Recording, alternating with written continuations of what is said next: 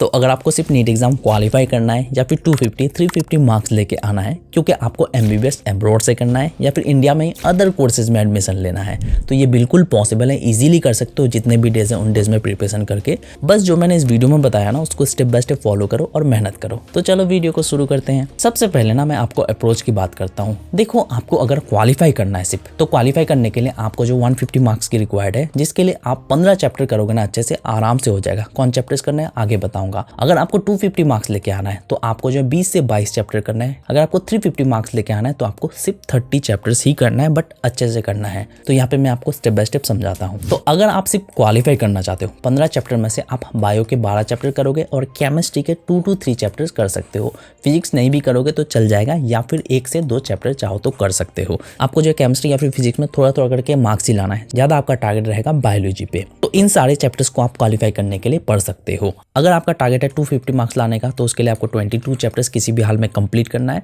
इसमें से आप बायो में 16 to 17 चैप्टर्स कर सकते हो, केमिस्ट्री में आप 2 to 3 चैप्टर्स कर सकते हो, और फिजिक्स में आप जो है 2 चैप्टर कर सकते हो। इसके लिए आप इन सारे चैप्टर्स को पढ़ सकते हो। अगर आपको 350 मार्क्स लेके आना है तो इसके लिए आपको 30 चैप्टर्स तो किसी भी हाल में अच्छे से पढ़ना है। इसमें से आप बायोलॉजी के 24 चैप्टर कर सकते हो, केमिस्ट्री के आप 3 to 4 चैप्टर कर सकते हो, और फिजिक्स के भी आप 3 to 4 चैप्टर्स कर सकते हो। इन सारे चैप्टर्स को आप करोगे तो आप इतने मार्क्स लेके आ सकते हो, बट ध्यान रहे अच्छे से पढ़ना है। कैसे पढ़ना है आगे बताऊंगा। अगर आप इन सारे चैप्टर्स को नहीं करना चाहते हो तो फिजिक्स केमिस्ट्री के लिए मैंने ऑलरेडी वीडियो बना रखा है इजी वाले चैप्टर्स का, तो उन सब चैप्टर्स को कर सकते हो स्टेप बाय स्टेप। अब अगर मैं इंपॉर्टेंट चीजों की बात करूं तो एनसीईआरटी आपको रखना ही रखना है। पीवाईक्यूज आपको लास्ट 15 to 20 ईयर्स का रखना है, वो भी चैप्टर वाइज और टॉपिक वाइज होना चाहिए। एक अच्छा सा क्वेश्चन बैंक और प्रोग्रेस और मिस्टेक नोटबुक रखना है। अब आपको स्टार्ट टू एंड कैसे करना है उसके बारे में आपको एक्सप्लेन करके समझाता हूँ। सबसे पहले तो आपका सिलेबस कंप्लीट करने का टारगेट रखना है 50 से लेके 60 डेज के अंदर, जितने भी चैप्टर्स आप कंप्लीट करना चाहते हो, ताकि बाकी वाला टाइम आप रिवीजन मिस्टेक सुधारने पे इन सब पे दे सको। तो इसके लिए आप क्या करोगे, फर्स्ट के 10 डेज अभी अगर आप बिल्कुल स्टडी नहीं कर रहे हो तो आप सबसे पहले तो बेसिक्स अच्छे से स्टडी कर लोगे। उसी के साथ जो है आप कंसिस्टेंसी मैनेज करने पे फोकस करोगे और अपने स्टडी आवर को इंक्रीज करने की कोशिश करोगे। अगर आपसे अभी स्टडी नहीं हो रहा है तो डे बाय डे आपको इंक्रीज करना है। कंसिस्टेंसी के लिए आप पोमोड्रो टेक्निक को फॉलो कर सकते हो। अगर आप कंसिस्टेंट नहीं रहोगे, स्टडी नहीं करोगे तो कोई फायदा ही नहीं है, क्वालिफाई नहीं कर सकते। अभी से अगर थोड़ा थोड़ा करके स्टडी करोगे ना तो आराम से हो जाएगा। फर्स्ट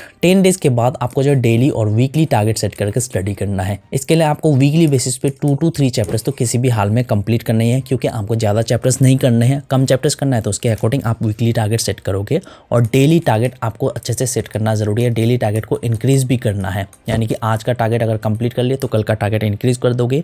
डेली टारगेट को एनालिसिस भी करना है कि आज का टारगेट कंप्लीट हुआ कि नहीं हुआ, और अपना प्रोग्रेस भी नोट करना है। वीकली बेसिस पे आप प्रोग्रेस नोट कर सकते हो कि पूरे वीक में आपका प्रोग्रेस हो रहा है कि नहीं। अगर प्रोग्रेस नहीं कर रहे हो तो क्यों नहीं कर रहे हो, मिस्टेक क्या हो रही है, उन सब मिस्टेक को आपको जो मिस्टेक नोटबुक में लिखना है, और सेम मिस्टेक दोबारा नहीं होना चाहिए, इस बात का ध्यान में रखना है। उसी के साथ आपको जो है डेली बेसिस पे 30-40 मिनट्स देके रिवाइज करना जरूरी है। जो भी आज आपने स्टडी किया उसको रिवाइज करना है, कल जो पढ़े थे उसको भी रिवाइज करना है, और वीकली बेसिस पे भी आपको रिवाइज करना है। पूरे वीक में जो पढ़े उससे रिलेटेड रिवाइज नहीं करोगे तो भूल जाओगे, तो भूलोगे तो फिर कोई फायदा ही नहीं होगा। तो ये सारा प्रोसेस आप सिलेबस कंप्लीट करने तक करोगे, और यूनिट वाइज आप टेस्ट दे सकते हो। जब भी आप 5-6 चैप्टर कंप्लीट कर लो उससे रिलेटेड आप टेस्ट दे सकते हो, और मेरे 90 डेज चैलेंज को भी फॉलो कर सकते हो। टेलीग्राम चैनल ज्वाइन कर लो। उसके बाद लास्ट 20 to 25 डेज या फिर जितने भी डेज बचे होंगे उसमें आप फुल ऑन रिवीजन पे फोकस करोगे, मिस्टेक पे फोकस करोगे, मिस्टेक सुधारने पे फोकस करोगे। यूनिट टेस्ट वगैरह जरूर दोगे। जो भी चैप्टर्स पढ़े उससे रिलेटेड आप टेस्ट दे सकते हो। रैंडमली कोई भी चैप्टर से रिलेटेड टेस्ट देने की जरूरत नहीं है। उसी के साथ आपको ज्यादा से ज्यादा क्वेश्चन प्रैक्टिस करना है, पीवाईक्यूज करना है, अपने मिस्टेक्स पे काम करना है। कोई मिस्टेक कर रहे हो, क्वेश्चन सॉल्व नहीं कर पा रहे हो, क्यों नहीं कर पा रहे हो, सॉल्यूशन देखो, समझो, आगे बढ़ जाओ।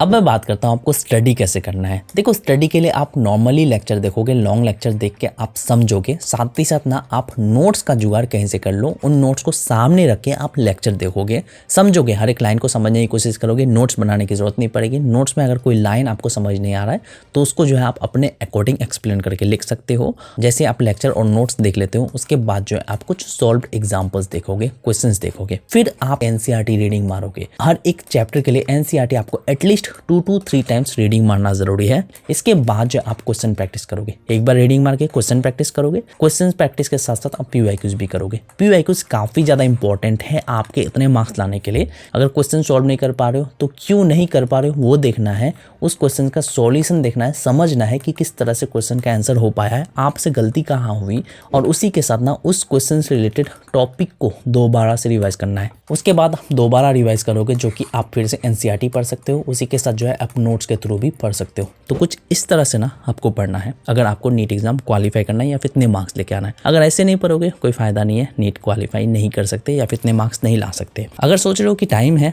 तो कोई फायदा नहीं है, तुमसे नहीं हो पाएगा, क्योंकि अभी भी अगर थोड़ा थोड़ा करके पढ़ोगे ना तो हो जाएगा, वरना लास्ट मंथ में इतने ज़्यादा प्रेशर में आ जाओगे, हो भी नहीं पाएगा।